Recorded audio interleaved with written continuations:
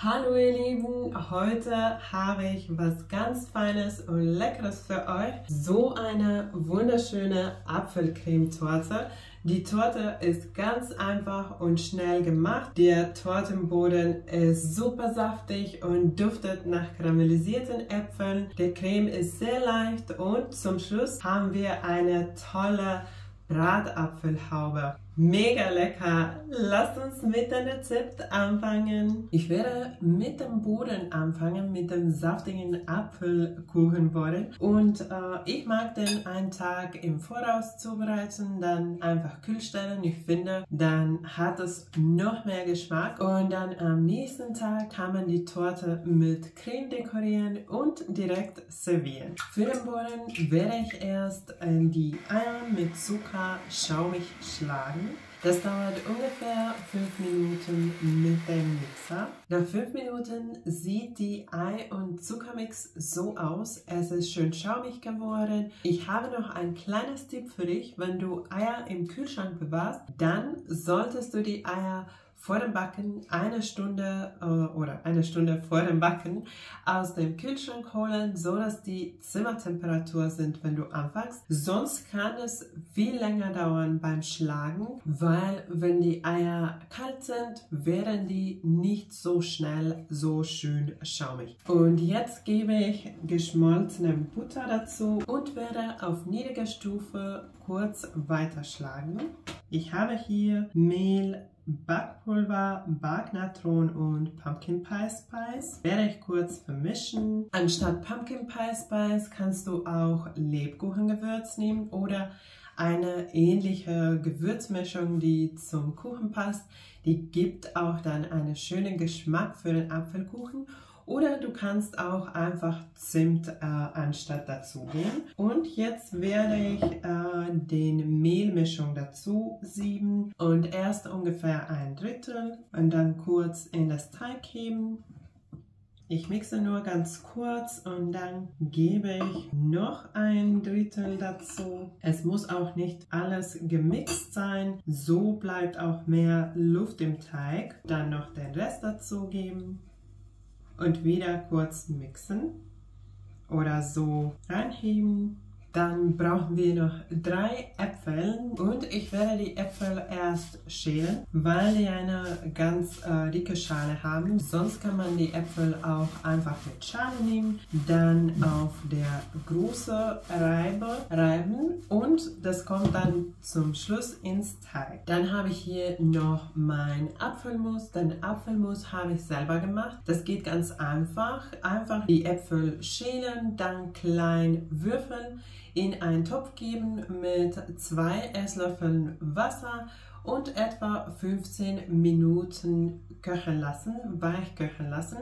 Meine waren ganz schnell schön weich, dann habe ich die einfach mit einem Gabel zerstampft und den Apfelmus so auf einen Teller gegeben. So kühlt es dann schneller ab. Das ist so ein kleiner Tipp für euch, wenn ihr Marmelade oder irgendeine Füllung für eine Torte macht oder so ein Apfelmus für einen Kuchen, dann, wenn man es so auf einem Teller gibt, kühlt es viel schneller ab als in einem Topf. Aber natürlich kannst du auch eine fertige Apfelmus für dein Rezept verwenden.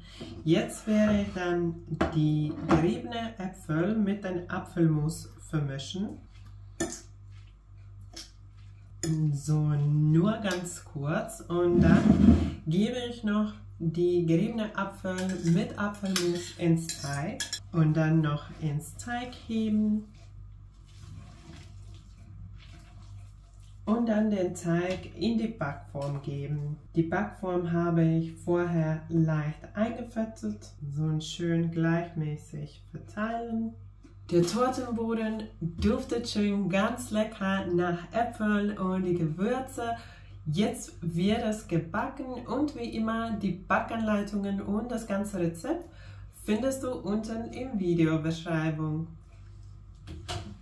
Bevor ich mit der Cremefüllung anfange, werde ich noch die Äpfel zubereiten. Die ganz schnelle Bratäpfel. Erst die Äpfel entkernen und grob würfeln.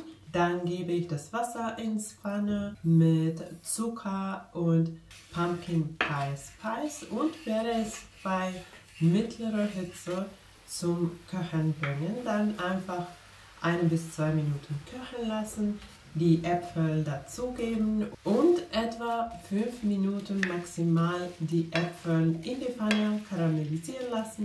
Danach mag ich die Äpfel auf einen Teller geben und komplett abkühlen lassen. Auf dem Teller werden die schneller abkühlen. Und jetzt in der Wartezeit werde ich noch den Creme zubereiten. Für den Creme brauchst du Frischkäse, Schlagsahne, Puderzucker, Vanille und Sahnesteif. Ich werde erst die Vanille zum Frischkäse geben, dann das Puderzucker durch den Sieb, dann auch Schlagsahne schlagen, erst ganz kurz, dann das Sahnesteif nach und nach dazugeben und weiter schlagen, bis der Schlagsahne nicht mehr flüssig ist. Es soll aber nicht ganz fest werden, nur so lange schlagen, bis es nicht mehr flüssig ist. Es sollte dann am Ende so aussehen.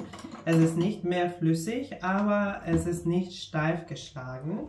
Jetzt werde ich auch noch kurz den Frischkäse mit Puderzucker und Vanille schlagen. Nur ganz kurz, dann Schlagsahne dazugeben und weiter schlagen, bis die Masse schön cremig und fest wird. Ich habe den Tortenboden schon hier bereit. Es duftet unfassbar lecker nach karamellisierten Äpfeln und den Gewürzen. Ich habe den Boden diesmal in einer 23er Backform gebacken. Ich habe es nicht geschnitten, weil ich es ganz einfach dekorieren möchte. Aber du kannst hier sehen, dass man den Boden auch in 2 Teile teilen könnte und dann die Torte füllen und auch von oben mit dem Creme dekorieren. Dann würde ich dir aber empfehlen, etwas mehr Creme zu machen. Und dafür werde ich dir alle Details unten im Videobeschreibung nennen. Aber jetzt werde ich meine Torte mit dem Creme ganz einfach dekorieren. Einfach den ganzen Creme